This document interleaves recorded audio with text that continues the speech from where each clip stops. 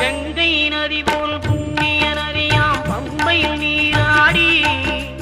சங்கரன் மகனை கும்பிடுவார் சஞ்சலம் இன்றி ஏறிடுவார் நீலிமலை ஏற்றம் சிவபாலனும் ஏற்றிடுவார் காலமெல்லாம் நமக்கே அருள்காவலராயிருப்பார் தேகபலம் தா பாதபலம் தா தேகபலம் தா பாதபலம் தா தேகபலம் தாய்